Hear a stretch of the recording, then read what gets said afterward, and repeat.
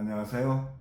정신과 의사의 인생 이야기 대전 정광설 정신건강의학과 원장입니다.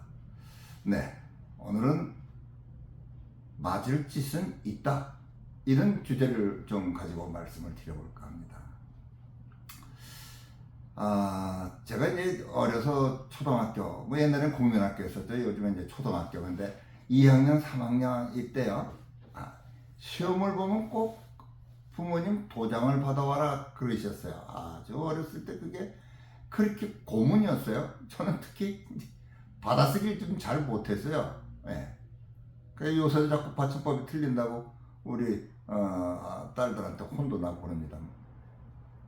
이 점수가 아주 진짜 너무 좀 저조하게 나와서 이걸 어떻게 토장을 받나. 이게 이제 저희 부모님은 저희를 뭐 야단치고 그러진 않으셨는데 우리 아버님 걱정을 많이 하는 편이셨어요.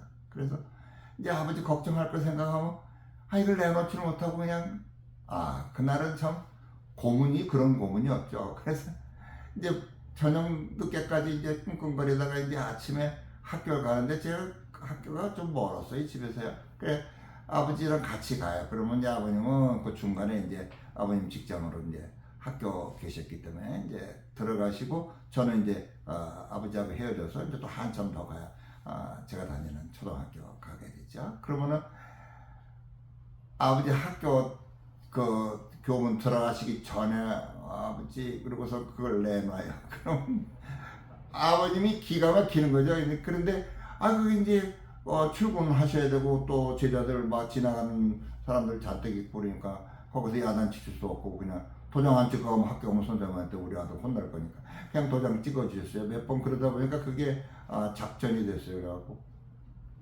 가끔가다 시험 잘못 봐서 아버지 학교 앞에 가갖고 내밀고 도장 받아가 그랬어요.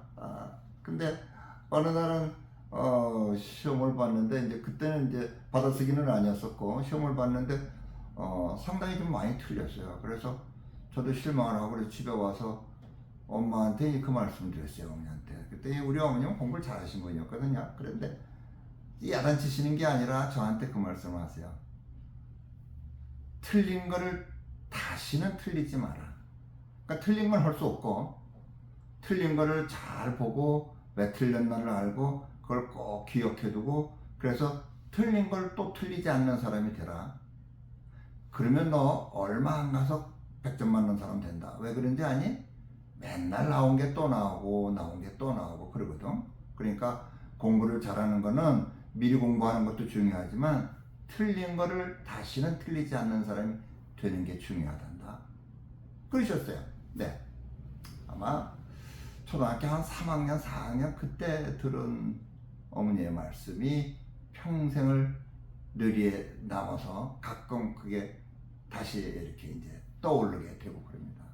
무슨 말씀을 드리고 싶은 거냐면 제가 이렇게 이제 임상에서 많은 분들과 이렇게 대화를 하고 어려움에 처해진 분들 이제 소위 상담하면서 도와주고 이제 그런 역할을 하는 게 정신과 의사지 않습니까? 근데 이렇게 말씀을 나누다 보면요. 틀린 것 또 틀리고 틀린 것 또 틀리듯이 직장에서 지적받은 것 또 지적받고 부부지간에 문제가 됐던 문제를 또 일으키고 또 그걸로 인해서 상대방의 마음을 상하게 하고 또는 상대방한테 싫은 소리를 듣고 그러는 경우를 그야말로 매일 겪습니다.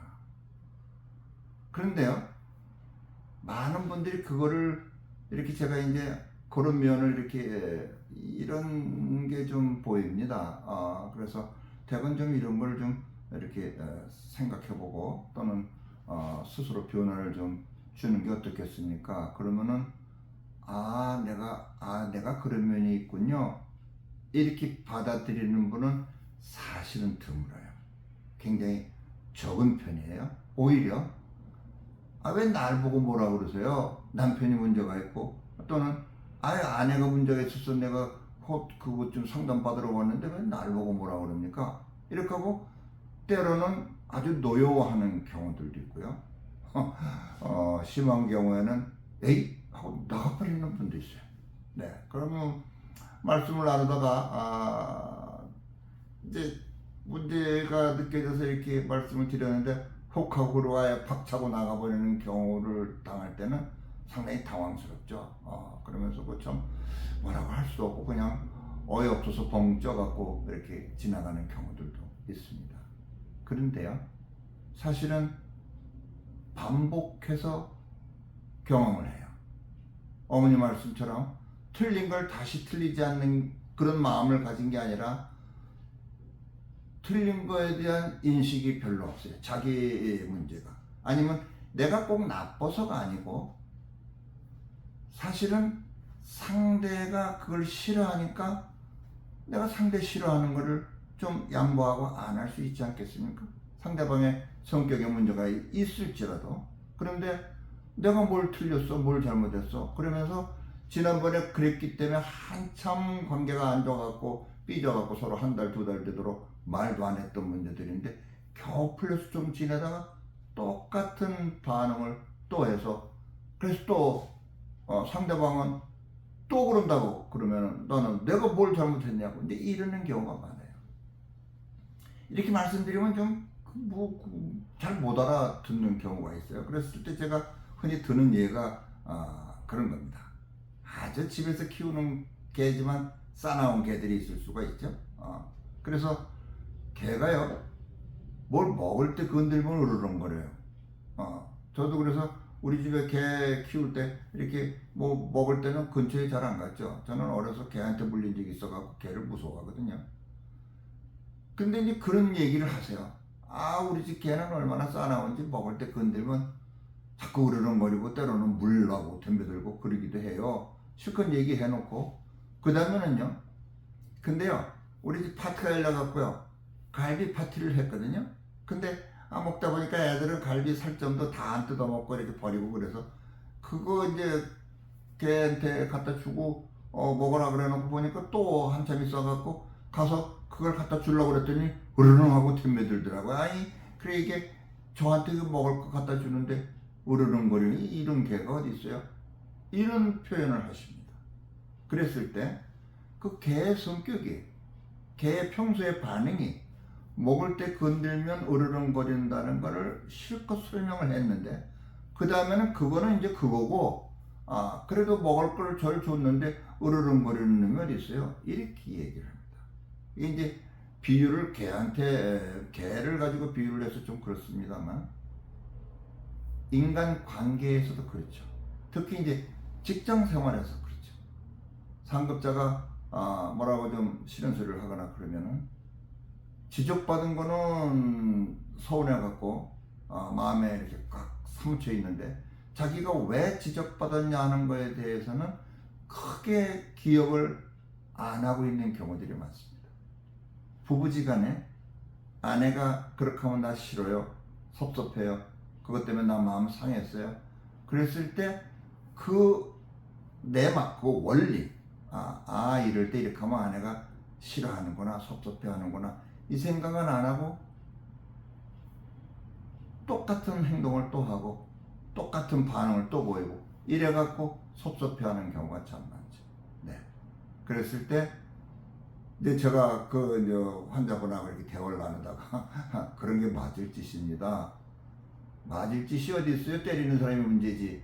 이런 얘기를 흔히 하지만 그럼 맞을 짓이라는 게 꼭 육체적으로 위해를 가하거나 그런 의미가 아니고 지적받는 거를 또 지적받게끔 스스로의 변화를 등한히 할 때는 그게 맞을 짓을 하고 있는 거죠.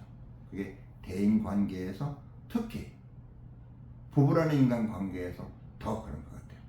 네? 조심하지 않고 그냥 내가 생각하는 것만 그냥 계속 머물러 있다 보면은 했던 잘못을 상대방의 섭섭해했던 행동을 또 반복해서 하고 또 반복해서 하고 그래서 지적받으면 지적받는 것만 싫어하고 내가 틀린 걸 또 틀렸구나 이 생각을 못하는 경우가 참 많은 것 같습니다. 그래서 특히 인간관계가 가까울수록 이제 제일 많은 경우가 부부라고 생각이 돼요. 네. 그래서 상대가 원하지 않고 상대가 섭섭해하는 행동은 지적받았으면 또는 그것 때문에 한번 문제가 생겼으면 다시는 그러지 않으려고 노력하는, 말하자면 또 맞을 짓을 안 해야 되겠다 이런 생각을 꼭 갖고 관계를 맺어가면은 아주 원만하고 행복한 부부의 인간관계가 맺어지지 않을까 하는 생각이 들어서 오늘은 맞을 짓에 대한 말씀을 좀 드려봤습니다.